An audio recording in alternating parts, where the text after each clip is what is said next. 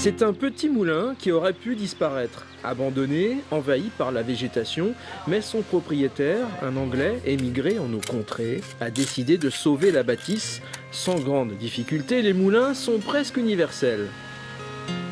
We have many mills in England. On a beaucoup de moulins en Angleterre, et le mécanisme est le même que chez nous, avec un assemblage identique entre métal et bois. J'ai retrouvé la même chose, alors pas de problème.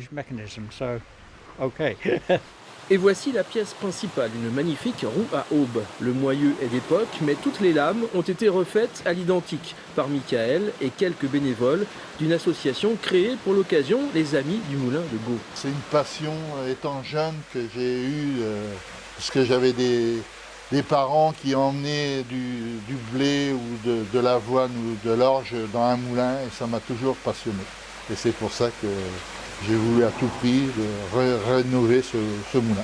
Et puis c'est aussi le moulin des découvertes. Dans la vase ont été retrouvées des armes sans doute jetées là par la résistance, tandis qu'à l'intérieur, un mur dissimulait un four dont certains éléments remonteraient au XVIIe siècle.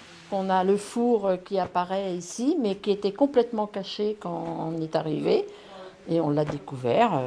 Bon, voilà, donc bonne surprise. C'était derrière une espèce de crépi, là. Oui, un crépi blanc qui avait été remis par-dessus.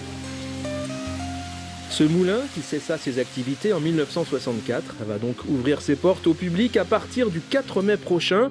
Mais c'est toute la vallée de l'Ervre qui accueille volontiers les visiteurs.